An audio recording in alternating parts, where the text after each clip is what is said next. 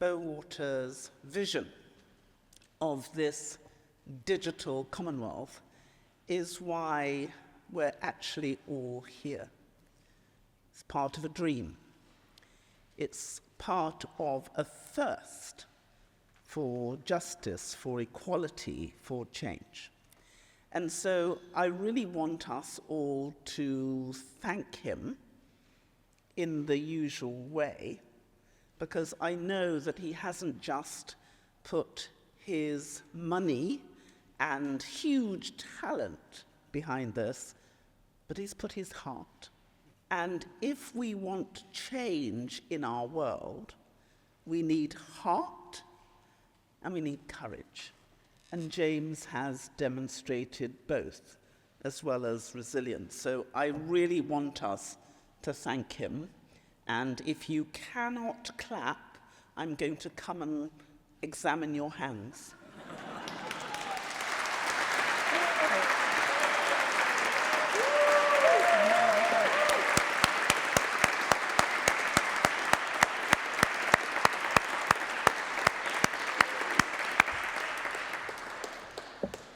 Because change needs vision and it needs leadership.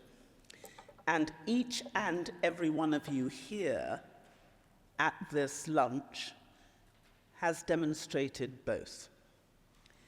The speakers this morning, I know, have spoken about the convergence of science, politics, finance, technology, and law. And this has become a unique feature for the 21st century. The world of tech has infiltrated, invaded, in many ways enlightened many aspects and facets of our lives. And tech has changed how we work, how we do business, and how we interact with each other. And so it is no surprise to us then that AI, crypto, digital, or virtual assets are no longer a far-flung and distant frontier. The reality of the change that was taking place was evident from the 1990s. And certainly it was very much a reality for me when I became a lawyer at the ripe old age of 21. My brothers will tell you I never do anything at the right time. As a minister in the Foreign Office, as Deputy Lord Chancellor for Civil Justice, and then Deputy Home Secretary, and then lastly as Her Majesty's Attorney General for England, Wales, and Northern Ireland. Every step of the way, I recognize the power and the challenge that technology poses for all of us in this new world. Legislation and policy development has really had to keep up with the advances in the tech world, and most of us haven't quite managed to get there.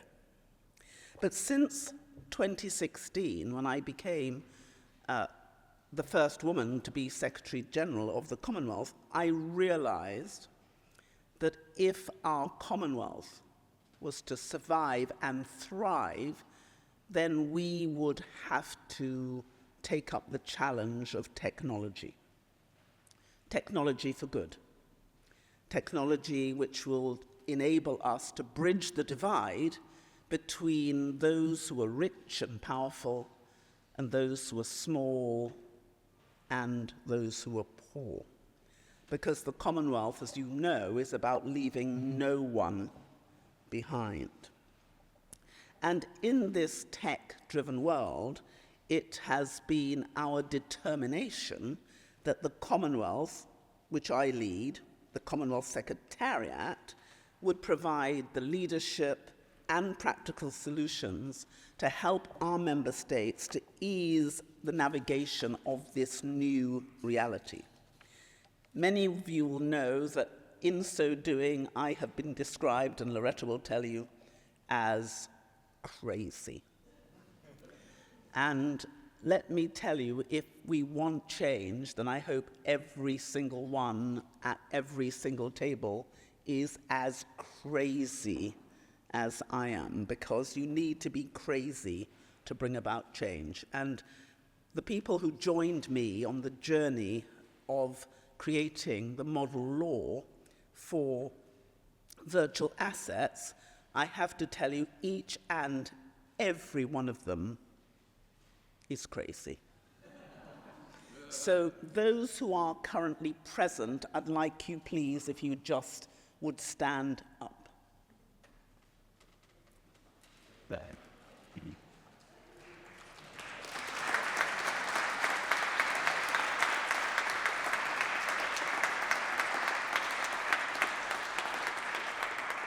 So you see before you the three musketeers, but there were many more. And the Commonwealth is made up, as you know, and James has mentioned it, of 2.7 billion people, more than 60% of whom are under the age of 30. And these younger generations, popularly referred to as Generation Alpha, Gen Z, and the millennials, are digital natives. What boomers and Generation X consider innovative, surprising, and sometimes utterly confounding, they regard as run-of-the-mill and necessary. So I'd like to pretend I was a baby boomer.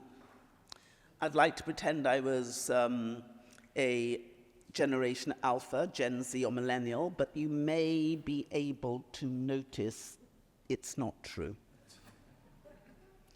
But we have to have the mind of the young, because we have to keep up. And our legal systems must be responsive. Our policy development must be swift, and we need to adapt to new ways of working, trading, and living. And they must provide the certainty, the security, and the assurance that only sound lawmaking and policy development and governance and business can provide.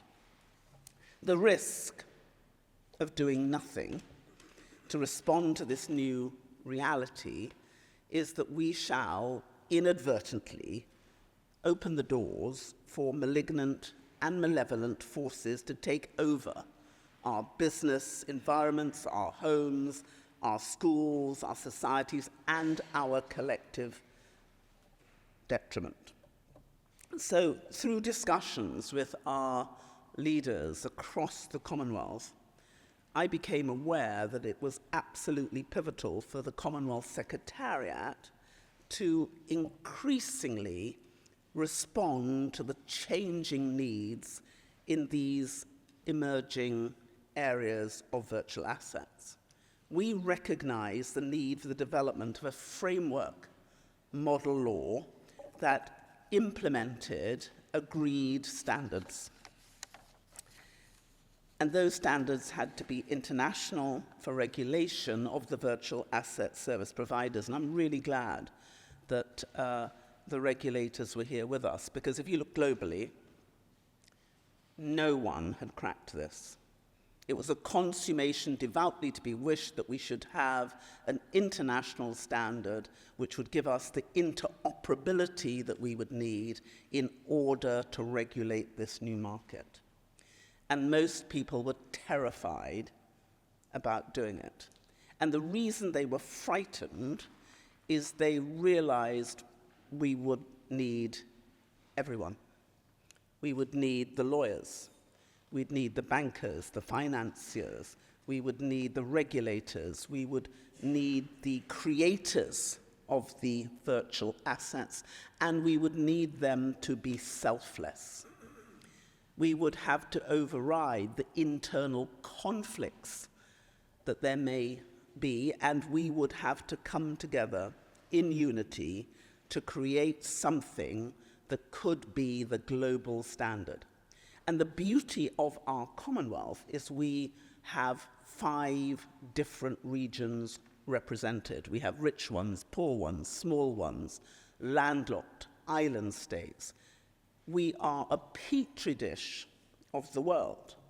And therefore, if we could devise something upon which our Commonwealth members could agree, we could create a pathway for everyone. And it's a pathway that the Commonwealth has done and created on so many different occasions. Many people forget, and as a result of the conversation I've just had, I'm going to say some of this. Many people forget that it was the Commonwealth who led the way in ending apartheid in South Africa and the Southern African states. It was the Commonwealth in 1989 who first identified the threat of climate change. That was 3 years before the first Rio summit. It was the Commonwealth who came up with HIPC. It was the Commonwealth who came up with the first vulnerability index. It was the Commonwealth who led the way on peace. And it was the Commonwealth who 50 years ago focused on young people and said, if we didn't understand the young people were the leaders of tomorrow, that we wouldn't succeed. So it was absolutely critical when we came to look at the technological challenge of this new technologically driven world, that it would be the Commonwealth once again.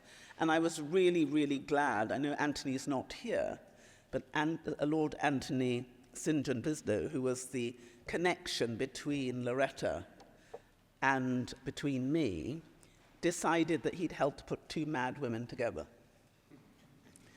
on the basis that we might be able to do something. But before that happened, he understood that I, in the Commonwealth, was already challenging our law ministers to address this issue.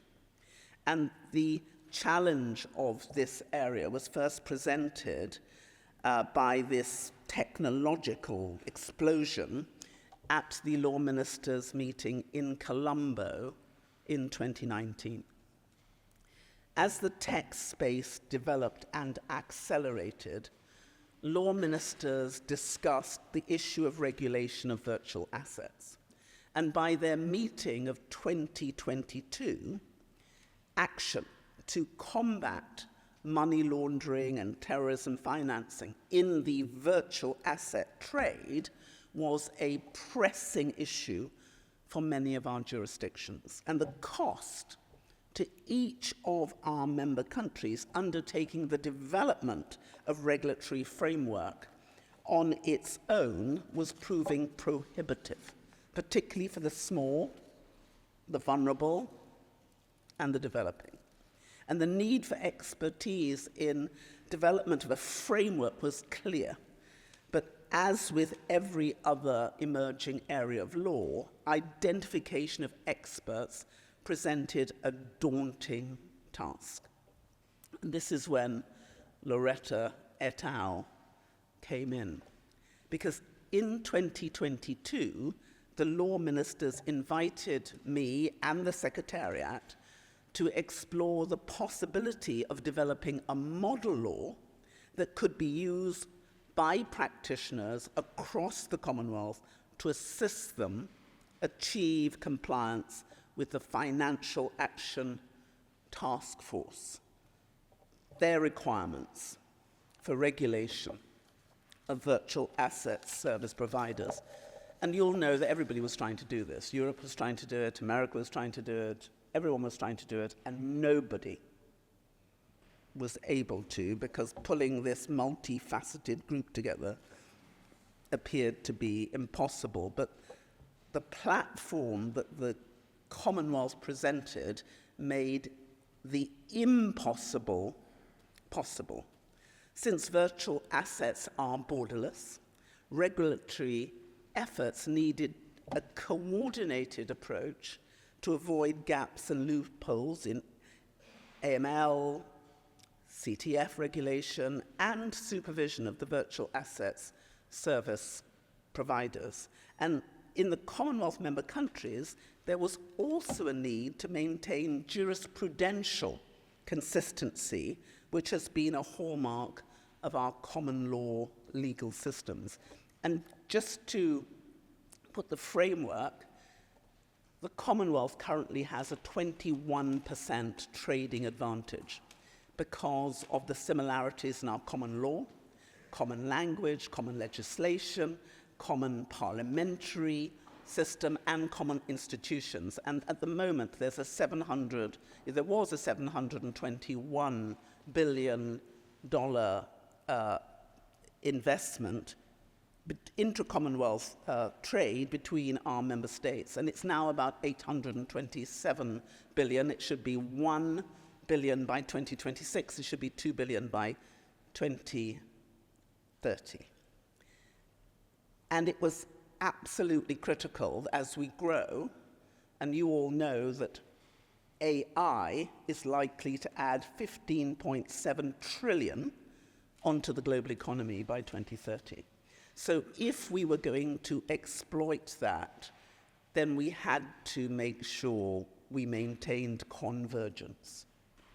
Because if we separated, we would lose our Commonwealth advantage, which I hope will go from 21% to 30%. So that was what was at risk when we started.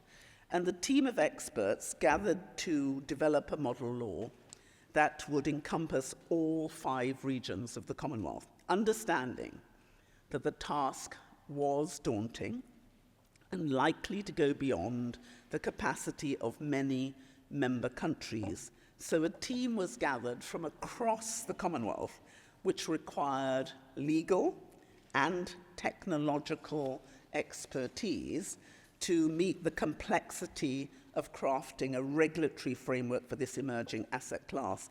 And what emerged from this endeavor was the most forward-looking and up-to-date model law on virtual assets, which will assist all our 56 Commonwealth member countries to be compliant with international standards for regulation of the trade in virtual assets.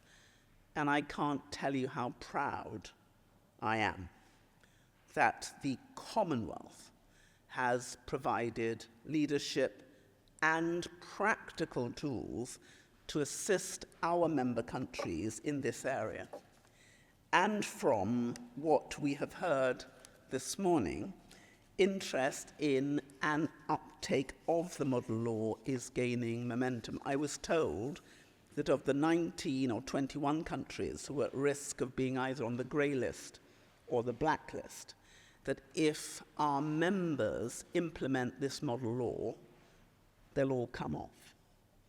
And I know that it is now being used or seen as the global standard.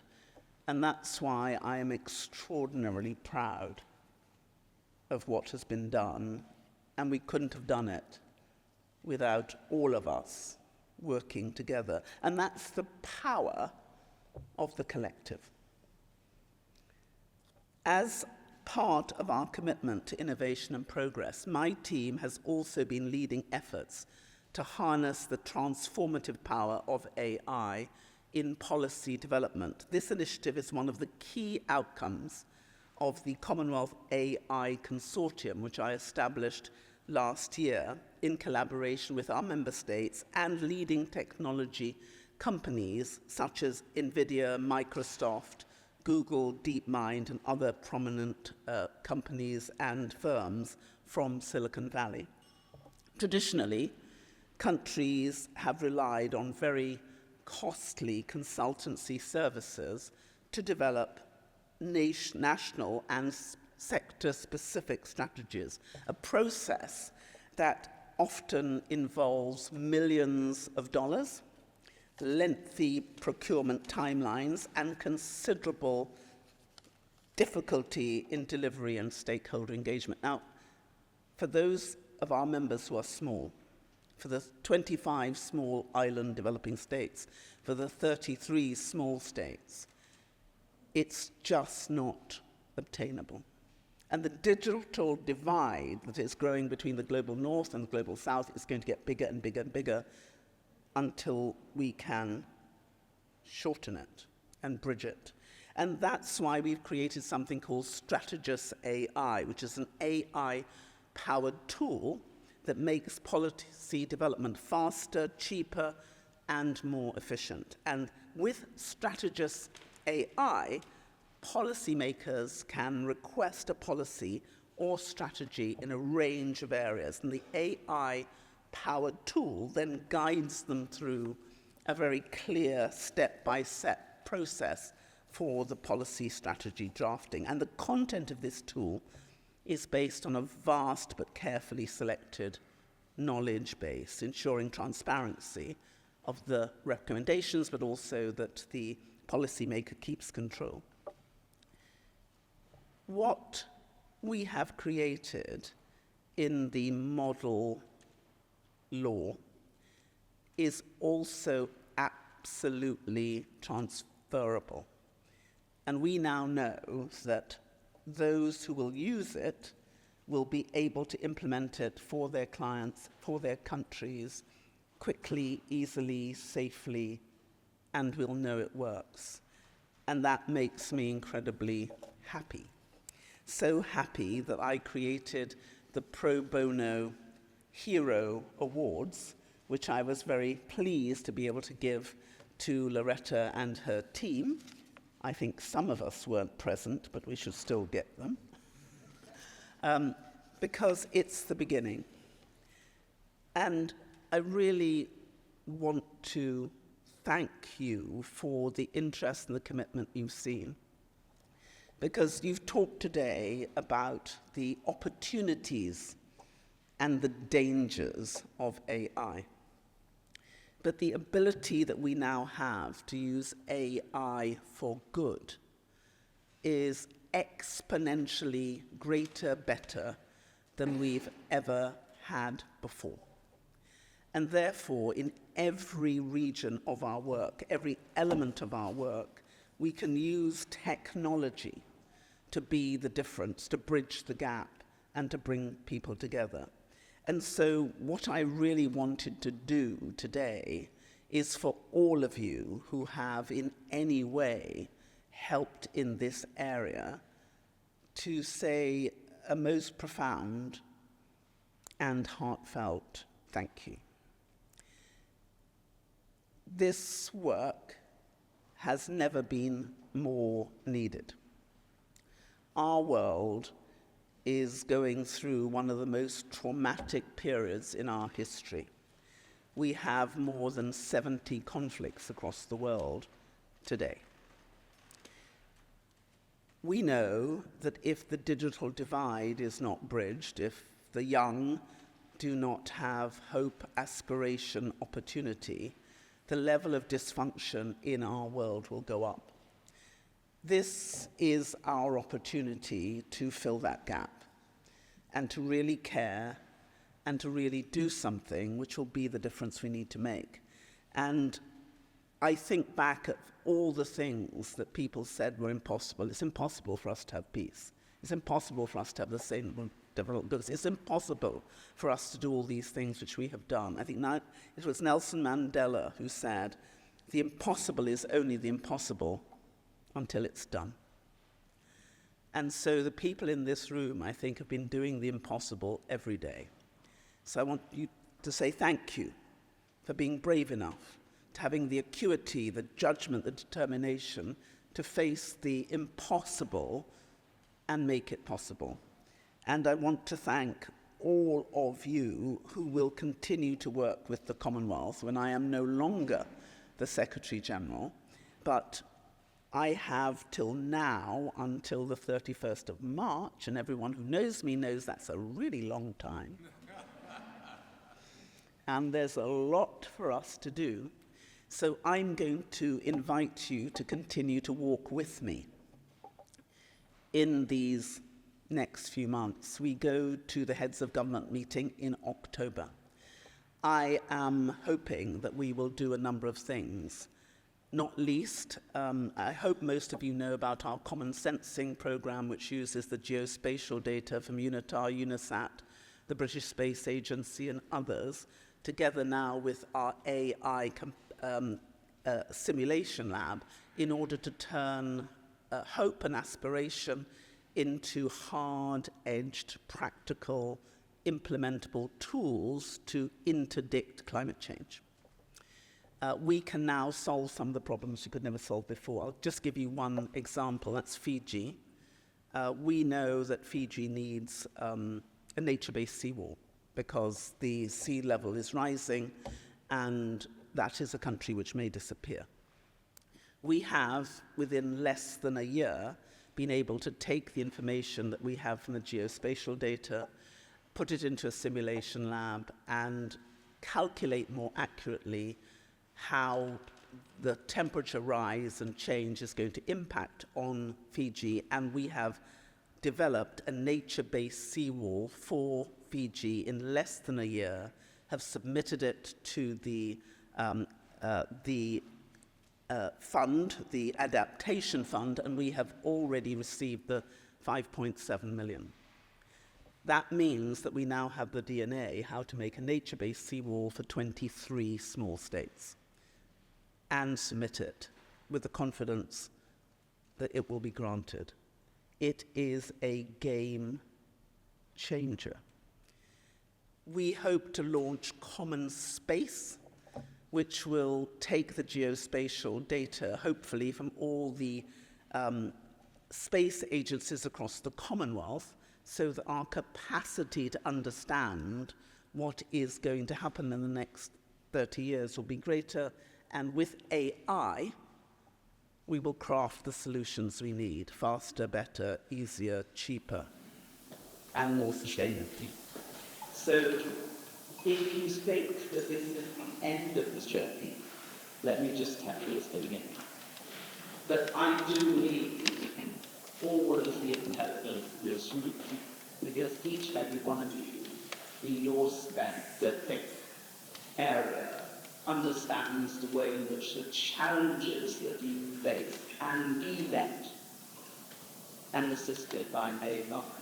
And the opportunity for us all to pool our knowledge, to enhance our innovation and our innovation hub and share it is so great.